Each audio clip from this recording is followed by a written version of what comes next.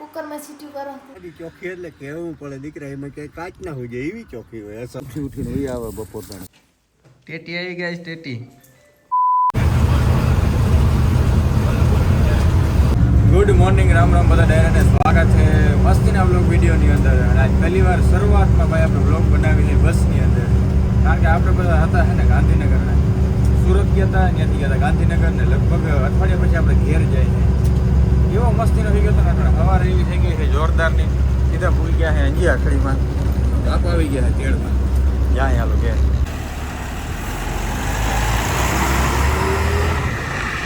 નિંદરમાંથી જાય ગયો ફોન થાય એટલે હવે કંઈક અલગ જ લાગે છે. અને ગાડી આપણી આવી ગઈ છે કતડીની ગાડી આપણી છે ને હા ગધારી જ પહેરી હોય, કારણ કે ચોખ્ખું બોખું કંઈ રાખે ને એવા જો ફોન બાપુ ગાડી હા ગંધારી પહેરી છે. તમને એવું ના લાગે કે આપણે આમ ચોખ્ખું બોખા રાખે? હું તો કેવી મારી ગાડી એકદમ ચોખ્ખી રહી. ગાડી ચોખ્ખી એટલે કેવું પડે દીકરા એમાં કઈ કાચ ના હોય જાય એવી ચોખ્ખી હોય અસલની. તમે ચોખ્ખી નથી રાખી ને એટલે બધા બહારના કાઢો મને બધી ખબર પડે છે. જોતા હું હોઉં તો આમ બધું આમ ચોખ્ખું હોય. હે શું થયું? ઠેલાટા ભૂલી આવ્યો.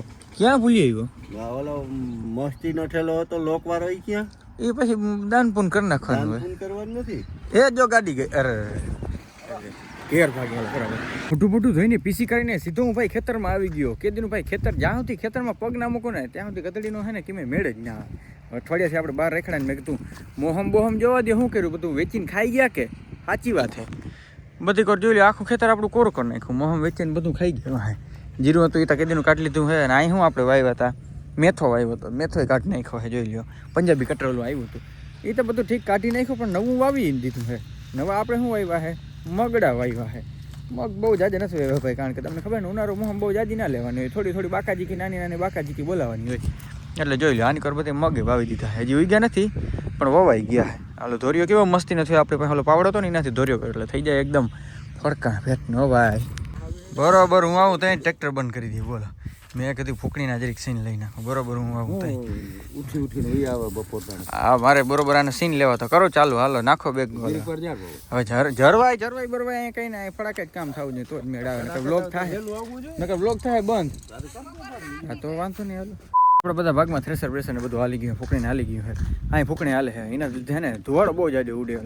રજ કહેવાય ને એમાં બધું ઉડી ઉડીને ઘેર સુધી પૂગે. પ્લસમાં ઘેર અહીંયા આપણે જીરું પાથરું છે એમાં થોડોક ભાગ છે ને ઓલો સાફ કરેલ નથી, એટલે હવા ને બધું પવન ને આવે ને એટલે બધું છે ને ઉડી ઉડીને ક્યાંય જાય, અહીં બધું ઉડ્યા રાખે એટલે ઘર થઈ જાય એકદમ મેલું. વાયરા રાખો ને તો હેઠે ઓલું ચોટી ગયું ને એવું થઈ જાય. તો હે ને આપણે એને ચોખ્ખું કરવાનું હોય. એ બધું ચોખ્ખું કરી એને પહેલાં હું ખુદ ચોખ્ખો થઈ જાઉં. ચકલિયું ભાઈથી હામ હામી બાકાજીથી બોલાવે છે. વેક્યુમ ક્લીનર થી આપણે સાફ કરવાનું હોય ને વેક્યુમ ક્લીનર કયું તમને બધાને ખબર છે? એ વેક્યુમ ક્લીનર હગારો આઇકન બેગલેસ વેક્યુમ ક્લીનર જે આવે છે 1600 વોટ અને 24 કિલો પાસ્કલ હારે, જેની અંદર તમને જોવા મળે છે યુઝર મેન્યુઅલ અને આ છે ફ્લોર બ્રશ.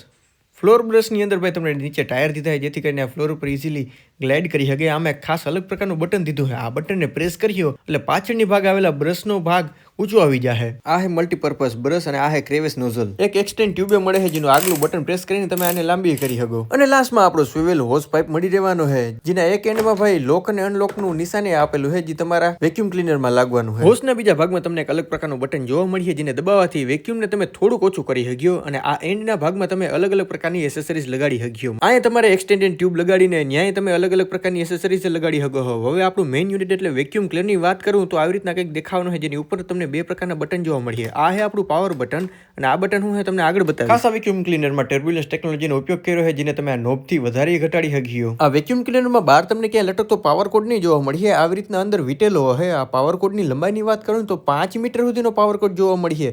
એમાંય પણ ખાસ આ લાલ કલરનું નિશાન આવે ને ત્યાં સુધી જ ખેંચવાનું હોય, એનાથી આગળ વધારે નથી ખેંચવાનું.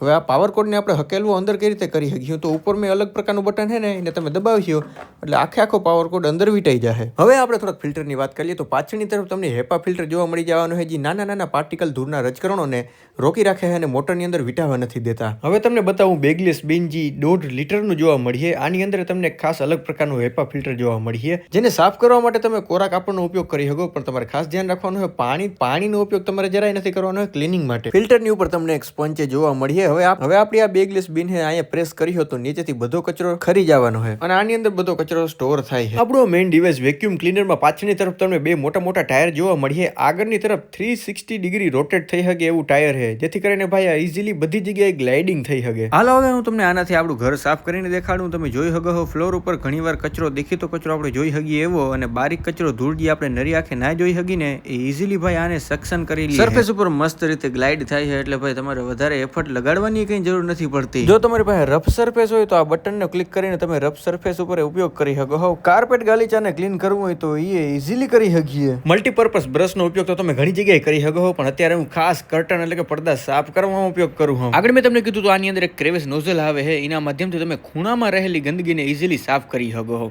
આ ઉપરાંત બારીમાં રહેલી ચેનલ એલ્યુમિનિયમ ચેનલમાં તમે કચરો ફસાઈ જાય છે એને પણ ઇઝીલી કાઢી શકશો. એક્સટેન્ડેડ ટ્યુબ દીધી હોય ને એટલે તમે ઉપરના ભાગમાં ઇઝીલી પહોંચી શકો છો અને ન્યાય સાફ સફાઈ કરી શકો છો. હવે જે આપણો કચરો વહીતો છે એમાં તમારે આ કન્ટેનર ખોલી દેવાનું છે અને સિંગલ બટન ખાલી આ એક બટન પ્રેસ કર્યું ને તો બધો કચરો નીચે ડસ્ટબિનમાં આવી જવાનો છે. બીજી વાર યુઝ કરવો હોય તો આને હરખી રીતે તમે સાફ કરીને બીજી વાર યુઝ કરી શકો છો. હવે તમને બતાવું હેપા ફિલ્ટરને તમારે કોઈ પણ સાફ કપડાથી લોહી નાખવાનું હોય, પણ ખાસ ધ્યાન રાખવાનું હોય કે ભાઈ આમાં પાણીનો ઉપયોગ નથી કરવાનો હોય. હું અહીંયા એક બ્રશનો ઉપયોગ કરું જે નોર્મલી હાર્ડવેરની દુકાને તમને મળી રહેવાનો છે. પાછળનું જે હેપા ફિલ્ટર છે એ કમ્પેરેટિવલી થોડુંક ઓછું મેલું થાય અને તમારે સાફ કરવા માટે બ્રશનો ઉપયોગ કરવાનો છે. ક્લિનિંગ થઈ ગયા પછી તમારે હરખું હકલેથી મૂકી દેવાનું છે. તો આ તો આપણું ઓગારોનું સાયક્લોન સિસ્ટમ મારું વેક્યુમ ક્લીનર, જેમાં કોઈ પણ પ્રકારની બેગની જરૂર નથી પડતી. આ તમારે મગાવું તો ડિસ્ક્રિપ્શનની અંદર મેં લિંક દીધી છે, ત્યાંથી ફટાફટ મગાવી લો. ગાડી આવી લાગે લગભગ મમ્મી પપ્પા આવી ગયા. ટેટી આવી ગયા, ટેટી ઘરની પ્રેસ.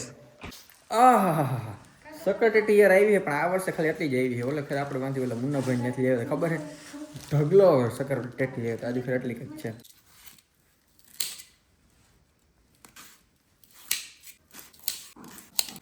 दोस्तों आपके सामने ओपन कर रहा हूँ एकदम मीठी मधुर शक्कर टेटी. જોઈ લો આની જે વચલો પલ્પ હોય ને તમારે કાઢી નાખવાનું, પછી એને દાબી લેવાનું. કઈ રીતે દાબવાનું હોય જો ખામે તો ઓલો અવાજ આવો દે હળરાટી વાળો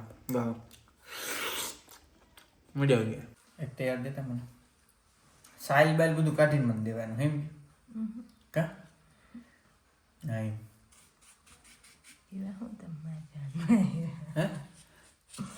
જાન લઈને તો આવ્યો હતો આખી પછી કે હું જાનમાં આવ્યા આખી જાન લઈને આવ્યો તો અવડો ખર્ચો કર્યો હતો તારી વાહે. દોસ્તો તમને કુકરમાં સીટી કરો મોઢેથી થાકી ગયા લાગે છે, હવે કુકરમાં ચાલુ મોઢેથી કઈ સીટ્યું કરી ખોટું ના બોલતું છોરા એ બોલો અમને એક શબ્દ તારે છીછોરા એટલે હું क्या इतना बुरा हूँ मैं. સકરટેટીનો સસ્તો નશો આપણે કરી લીધો છે. સકરટેટી જડી જાય ને એટલે આપણે બીજું કંઈ ના જઈએ.